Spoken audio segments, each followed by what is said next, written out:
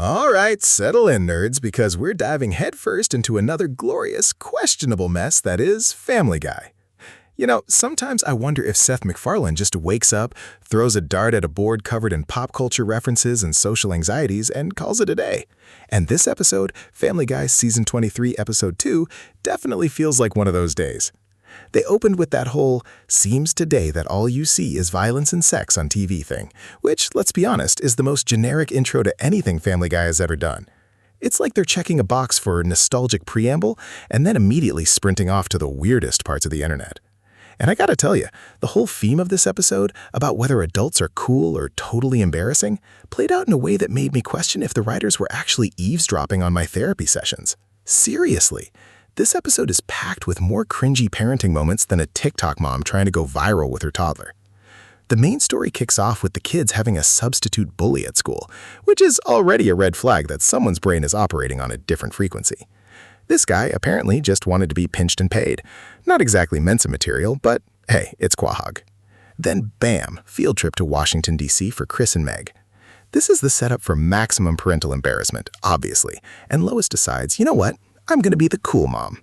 Spoiler alert, she is not the cool mom. Meanwhile, Peter is facing his own personal hell, eating a salad. Yes, a salad. Apparently it was a wedding vow. I can't even begin to process the commitment required for that. Imagine saying, I promise to occasionally consume leafy greens at your wedding. That's some next-level devotion. But Peter, he's a man of his word, even if that word involves McNugget-smelling lettuce. This whole episode is a masterclass in escalating awkwardness. We see Joe's text message struggles, which honestly, if you've ever tried to decipher your boomer uncle's emojis, you'll relate. Then there's Principal Shepard's whole sad sack story about Shelly Barnes and the failed Taco Bell Pizza Hut combo. It's like a really depressing rom-com that somehow landed in a Family Guy episode. And Meg, oh Meg, she's just trying to exist with her mom turning her into a national laughingstock. This episode really leans into the parents are inherently embarrassing trope, and frankly, sometimes it hits way too close to home. It makes you wonder if the writers were just venting about their own kids, or maybe their kids are just that mortifying. We'll get into all of it, the good, the bad, and the deeply disturbing. So buckle up, because this is going to be a wild ride. And trust me, by the end of this, you'll be questioning your own life choices, and how many fanny packs are too many. And if you're enjoying this deep dive into cartoon chaos, make sure you hit that subscribe button. It really helps us keep the lights on and the Family Guy reviews coming, so we can all collectively question the sanity of animation. Okay, let's get into the meat of this thing. This episode, Season 23, Episode 2, feels like a prime example of Family Guy trying to juggle a dozen different storylines, and maybe, just maybe, making a few of them stick. On the surface, you've got the kids heading to Washington, D.C. on a school trip, which is the perfect breeding ground for parental mortification, and Lois, in her infinite wisdom, decides to be the cool mom. Spoiler alert, that never, ever works out for anyone. Then you have Peter's epic battle with a salad, a vow he apparently made to Lois, which is both hilarious and deeply sad. Imagine having to force-feed yourself vegetables for love. Meanwhile, Joe is having a crisis over his texting etiquette, specifically his lack of "haha" responses, and Brian is trying to navigate this whole situation with his usual blend of quasi-intellectualism and thinly veiled self-interest. The episode also throws in Principal Shepard and a surprisingly detailed backstory about a lost love and a fast food dream. It's a lot. On a deeper level, this episode is really digging into the generational divide and the universal struggle of feeling uncool, especially as a parent. It's about the desperate attempts to connect with your kids, even if it means wearing an Activia fanny pack and talking about your colon health. It's also about the fear of not being funny or relevant, which Brian and Joe both grapple with in their own ways. The writing, honestly, felt a little scattered this time. The main plot with the DC trip and Lois trying to be cool kind of felt like the engine driving the episode, but then you had these massive detours into Peter's salad ordeal, Joe's text message drama, and Principal Shepard's entire life story. They're all funny ideas, but they don't always mesh seamlessly. It felt like they had a bunch of really solid sketches and then tried to stitch them together into a cohesive narrative. The jokes were hit or miss, as is usually the case. Some landed perfectly, eliciting genuine laughs, while others felt like they were reaching a bit too hard. The pacing was a bit uneven, too. The DC trip felt like it got short shrift in favor of the more character-specific subplots. Visually, it was your standard Family Guy fare. Nothing particularly groundbreaking, but the animation was clean and the character expressions were on point for the comedic moments. The direction really leaned into the awkwardness, which is where the show typically excels. My verdict on this episode? It's a middle-of-the-road Family Guy. It's got its moments, some genuinely funny bits, and a few storylines that tug at the heartstrings in a weird Family Guy way. But it also suffers from that common problem of trying to do too much, resulting in a slightly disjointed experience. It's entertaining, don't get me wrong, but it's not going to go down as a legendary episode. It's the kind of episode you watch, laugh at a few things, then forget about 5 minutes after it ends. But hey, for diehard fans, there's enough here to keep you engaged. It's a decent installment in a long-running show that's still finding ways to poke fun at suburban life and parental anxieties, even if it occasionally trips over its own ambition. It's like watching your parents try to dance at a wedding. Sometimes it's embarrassing, sometimes it's sweet, and you're never quite sure what's going to happen next. Let's start with the absolute chaos that is Lois trying to be the cool mom on the DC trip. The moment she shows up with that Activia fanny pack and starts talking about her healthy colon, you just know this is going to be a disaster of epic proportions. Meg and Chris are clearly mortified, their eyes practically rolling into the back of their heads. Lois, bless her heart, thinks this is her ticket to coolness, like she's channeling some kind of mid-90s PTA president trying to be hip. She even suggests they call her Mrs. G, like some forgotten character from the Facts of Life. The line about the candy in the fanny pack, calling it Fanny candy, is peak cringe. It's that desperate attempt to be relatable that just screams, I am trying way too hard. You can see the kids physically shrinking every time she opens her mouth. This isn't a moment of genuine connection, it's a calculated performance that backfires spectacularly. It's like watching your parents try to use TikTok slang and failing miserably. The writers perfectly captured that feeling of wanting your parents to be cool, but also being terrified they'll embarrass you into oblivion. It's a masterclass in parental awkwardness. I would have loved to see Lois actually commit to her chosen persona, maybe start a rap battle with the bus driver or something equally absurd. Instead, she just hovers in this zone of trying too hard and failing. Then there's Peter's salad ordeal. The visual of him desperately trying to make that lettuce taste like McNuggets is pure Family Guy gold. He's chewing that sad white lettuce like it's poisoned, and the sheer agony on his face is hilarious. Lois made him promise this was in their wedding vows, which, again, who does that? I, Peter Griffin, vow to consume 1 salad per year. It's a testament to his love for Lois, I guess, but it's also just a sad, pathetic moment. The Garrison Keillor cameo, who got Me Too'd for quaintly groping, is a classic Family Guy move, bringing in real-world figures and twisting them into something bizarre. Him narrating Peter's salad consumption like it's a national tragedy is a great touch. It's funny because it's so over the top, but also because it touches on the idea of making sacrifices for the people you love, even if those sacrifices are just eating a salad. I would have loved to see Peter try to sneak actual McNuggets into the salad, or maybe have some elaborate scheme to fake eating it. The fact that he's just staring at it, contemplating his life choices, is funnier in its own way, though. It's a quiet desperation that only Peter can embody. The whole Joe and Brian text message exchange is a brilliant, albeit subtle, exploration of insecurity. Joe's frustration about Joe never laughing at his texts is so relatable.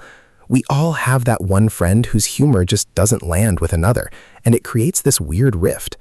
Joe sends a picture of a foreclosure notice over a toilet, which is objectively funny, and Joe ha-has Cleveland's lame stuff? That's a power move of passive aggression right there. Brian, of course, offers his usual brand of detached wisdom, while also being kind of a jerk about it. He doesn't really get the depth of Joe's insecurity. Joe's commitment to never laughing at Joe's texts again is a bold, if slightly petty move. It's funny because it mirrors how we sometimes react to perceived slights in our own relationships. It's that petty defiance that makes it so entertaining. What would have made it even better is if Brian actually helped Joe understand Joe's sense of humor, or if Joe tried to analyze Joe's texts in some ridiculously convoluted way. The simplicity of Joe's response, though, honestly, nothing.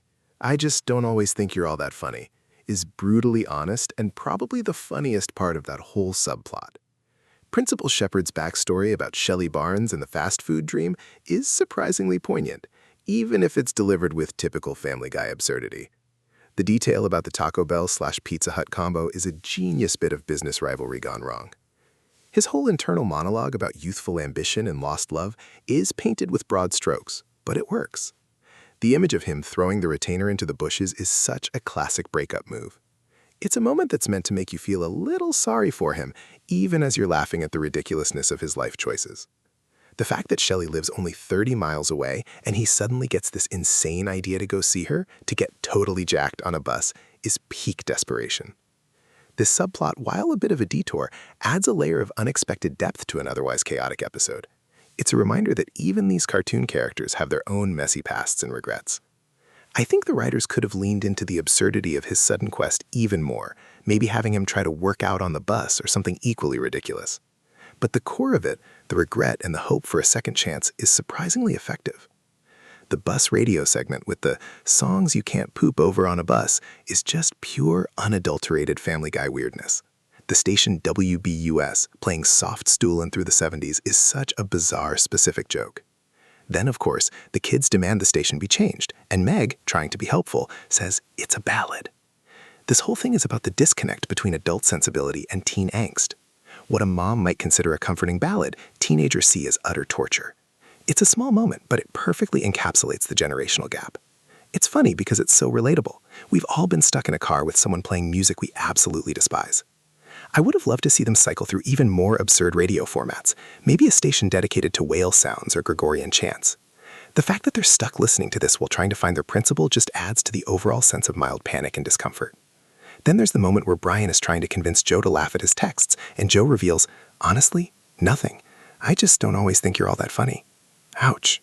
That's a gut punch, even for a cartoon. Brian's reaction, though, is what makes it. He's not just hurt, he's trying to rationalize it, to understand it. He brings up burping the national anthem as proof of his comedic prowess, and Joe's simple, when it comes to laughs, you're just not my cup of tea. I've never even seen Austin Powers, is just devastating. It's like Joe's humor just operates on a completely different wavelength. It's a fantastic character moment for both of them, showing Brian's underlying insecurity beneath his smug exterior, and Joe's honest, if blunt, assessment of their dynamic. I would have loved to see Brian try to use the heart emoji and then panic, almost turning gay as he tried to fix it. That whole segment with the accidental heart emoji and the quick replacement with a haha is pure, unadulterated panic. It's a brilliant visual gag that perfectly encapsulates the modern dating struggle, where a single emoji can be interpreted a million different ways.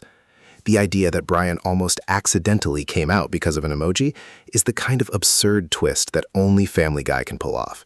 It's hilarious because it's so outlandish, but also because it touches on the very real anxieties people have about communication in the digital age. The whole fake gay stabbing insurance form joke from Dr. Hartman is exactly the kind of dark, edgy humor Family Guy is known for, and it lands with a thud. It's the kind of joke that makes you say, oh, they did not just go there, and then you laugh anyway. The fact that it's just for file-keeping record stuff adds another layer of absurdity. It's a quick gag, but it's memorable and definitely encapsulates the show's willingness to push boundaries. It's a good example of how the show can take something potentially sensitive and twist it into a punchline. I would have loved to see Dr. Hartman try to categorize a real gay stabbing with even more ridiculous terms. The idea that there's a specific category for gay stabbing is just so ludicrous. It's funny because it's so unexpected and so specific. Finally, let's talk about Principal Shepard's desperate pursuit of Shelly. He hears she lives next door, and suddenly he's convinced he can get totally jacked in 30 miles. The image of him trying to do push-ups in the bus aisle is pure physical comedy. And then, when he finally catches up to her, his grand confession, and although I look like a man on the outside, is cut short by her revelation that she lives next door. It's a classic sitcom trope, the conveniently located ex, but it works here because it's so anticlimactic. He's built this whole dramatic reunion in his head, and it turns out to be just a neighborly encounter. The episode ends with him still trying to get his life together, and Shelly living right there. It's a bittersweet ending, I guess.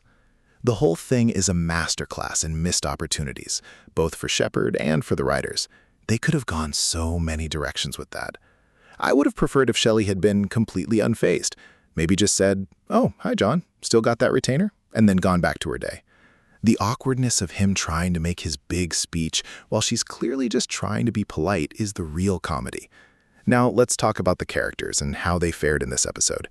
Chris, as usual, is mostly just along for the ride, a dopey observer to the unfolding chaos.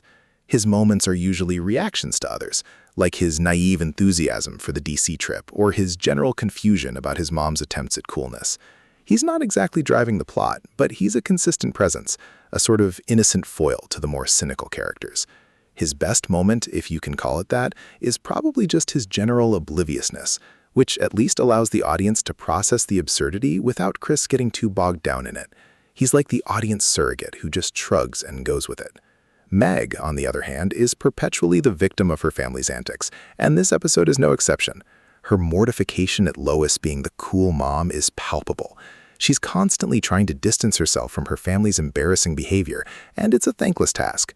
Her best moment is likely her exasperated reactions to Lois, her silent pleas for the earth to swallow her whole. She embodies the teenage dream of invisibility when faced with parental overexposure. It's a tough role to play, being the perpetual punching bag, but Meg handles it with her usual resigned despair. Her story is always about trying to escape the Griffin legacy of awkwardness and failing miserably. Peter, naturally, is at the center of his own absurd universe. His salad vow is the driving force behind one of the episode's main subplots. He's the embodiment of doing anything for love, even if it means subjecting yourself to the culinary equivalent of punishment. His desperation for the salad to taste like McNuggets is classic Peter. His character here is a mix of lovable idiot and surprisingly committed husband, a juxtaposition that's always entertaining. I think his funniest moments come from his internal monologues about the sheer horror of the salad. He's the kind of character who can take a simple premise and run with it into the stratosphere of ridiculousness. Lois, as the cool mom wannabe, gets a lot of screen time, and it's a mixed bag. Her attempts at being hip are cringeworthy, which is the point, but sometimes it feels a little too much. The Activia fanny pack is a visual gag that lands, but her dialogue about her colon is just a lot. She represents the older generation trying to bridge the gap, and her failure is part of the humor. Her character here is less about her being a loving mother and more about her trying to reclaim some sort of youthful relevance, which is a surprisingly human, if misguided, motivation. Brian, as always, is the pseudo-intellectual commentator. His role in the Joe text message drama is to offer advice that's probably more self-serving than helpful. He's the guy who thinks he knows everything about human behavior, but often gets it spectacularly wrong. His own insecurity surfaces when Joe bluntly tells him he's not funny. Brian's character is at its best when he's challenged, and Joe's honesty provides that. He's the character who thinks he's above it all, but this episode shows he's just as susceptible to insecurity as anyone else.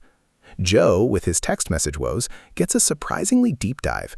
His frustration with Joe's lack of response is the driving force behind his subplot. He's trying to understand why he's not funny to his friend, a universal feeling. His decision to retaliate by not laughing at Joe's texts is a petty but understandable reaction. He represents the average person dealing with social anxieties and the need for validation. His character here is less about his physical disability and more about his emotional vulnerability, which is a refreshing change of pace. Principal Shepard's backstory, while a bit of a detour, gives him more depth than he usually gets.